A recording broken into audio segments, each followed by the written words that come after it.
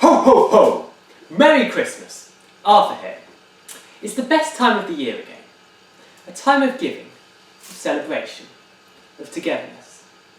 And most importantly, a time of chocolate, of sweets, cakes, and gingerbread.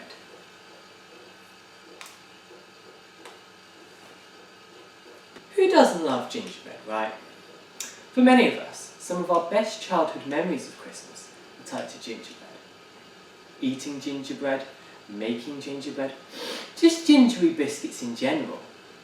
But how did gingerbread come to be? And could you build a real, life-size house out of gingerbread?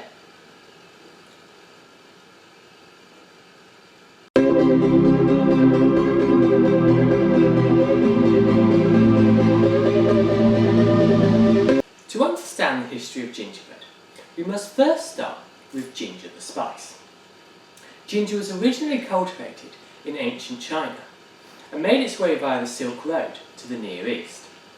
But the spicy root was introduced to the Romans and Greeks by Arabic traders around 2,000 years ago. During the Crusades, traders from the Middle East introduced the spice to Western Europe, where it was initially used to treat digestive issues and hangovers. In the 12th century, ginger was used in powdered form alongside pepper as a common seasoning. One story dates gingerbread back to 992 AD, involving Gregory of Nicopolis, an Armenian monk who left Nicopolis in Greece to live near Pythias in France, where he was said to have taught French Christians how to bake gingerbread. An even older form of gingerbread may go all the way back to ancient Greeks and Egyptians, who used it for ceremonial purposes. Gingerbread evolved from honey cakes made by ancient Greeks, Romans and Egyptians, who used these honey cakes on long journeys, as they were seen as a good source of energy and could last for a very long time. Wealthy ancient Greeks travelled to the Isle of Rhodes to buy special honey cakes that were given as gifts for romantic partners, much in the same way as Valentine's Day chocolates. Early medieval recipes for gingerbread are quite different to what we see today. A precursor to gingerbread was gingerbread, from the French for preserved ginger. The result was something more akin to gingerbread sweets, rather than cakes, biscuits or bread. Moulding gingerbread into amazing and interesting shapes is nothing new. In the past, sprinkler moulds were used, which were essentially wooden moulds with intricate and often religious designs carved on both sides. Metal biscuit cutters, like the ones we're familiar with, weren't introduced until the Industrial Revolution. Possible origin for gingerbread men comes from when Queen Elizabeth I would hold parties and have gingerbread baked into the likeness of her guests. Many believe that this was her subtle way of stating what she thought of her guests. In the 17th century, gingerbread baking became seen as a serious profession, and initially only professional bakers were allowed to make gingerbread, apart from at Christmas and Easter, which could be how gingerbread came to be associated with Christmas. Let's take a look at gingerbread houses. It's well known that gingerbread houses were common after the Brothers Grimm fairy tale Hansel and Gretel. But what isn't known is whether Hansel and Gretel originated the gingerbread house, or whether gingerbread houses were already popular before then. Speaking of gingerbread houses, there are actual real-life houses made of gingerbread. For instance, at the Fairmont Hotel in San Francisco, there is a 2-story gingerbread house in the middle of the hotel's lobby, which took 11 years to build. The Victorian-style design is inspired by the Painted Ladies of Alamo Square, also in San Francisco. The house is made of 1,900 pounds of sweets and 8,000 gingerbread bricks held together using royal icing. However, as cool and delicious as the Fairmont house may be, it doesn't hold the world record for the largest gingerbread house. That record is held by a sugary building created in 2013 in Bryan, Texas.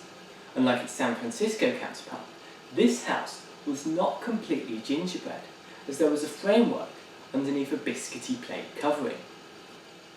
The outside of the house, however, is 100% edible, made from thousands of pounds of butter, sugar, flour, eggs and other ingredients. With over 23,000 pieces of hard candy decorating the house's exterior. The house was built by a group of volunteers at the Texas A&M Traditions Club to raise money for St. Joseph's Hospital in order to build a new trauma centre.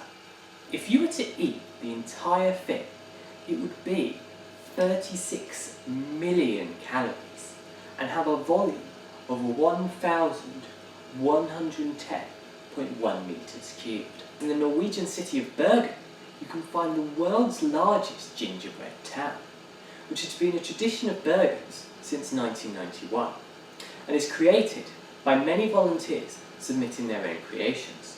The resulting town is made from hundreds of edible works of art donated by local residents and is itself a mishmash of multiple landmarks located throughout the world. The term gingerbread is even used in architecture to describe a style of architecture involving elaborately detailed embellishments known as gingerbread trim. The style of architecture appeared a lot in the 1860s through to the 1870s and is loosely based off the English picturesque period architecture of the 1830s.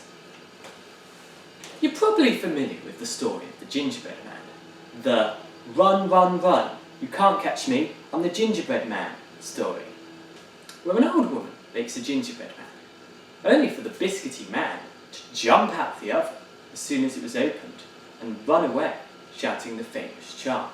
The gingerbread man was chased by the woman and her husband, as well as various hungry animals, all who wanted to eat him. Eventually he encountered a fox, who managed to trick the gingerbread man into trusting him before eating him. The moral of this story is to be careful who you trust. However, the original is way more disturbing, involving the fox actually tearing the gingerbread man apart limb by limb before eating him, which is essentially the gingerbread version of being dismembered alive. On a lighter note, how many calories does Santa consume on his travels? Well, around 158 calories in the average gingerbread man.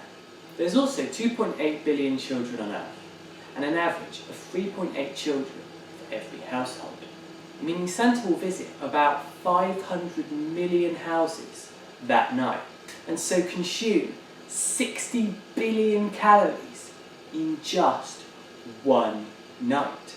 That's a lot of calories, but Santa is using a lot of that energy going around visiting everybody's houses. In fact, the bearded jolly man likely doesn't have enough. It can be calculated that Santa will travel around 150 million miles on his journey in a sleigh which will be creating 40 million newtons of force. Using the formula work equals force times distance, we discover that Santa would have to use 6 quadrillion joules of energy to carry out this impressive feat. For comparison, a calorie is approximately 4,184 joules of energy, and so Santa consumes 251 billion joules, which is way smaller. If we factor in the mince pies and brandy, it comes out to more, but probably still not enough, and we would need over 1,000 times this amount. But then again, Santa's magic, right? He probably doesn't actually need all those calories, and instead runs on Christmas spirit, which is something we could frankly all use at this time. That'll be the second batch of gingerbread. Thanks for watching.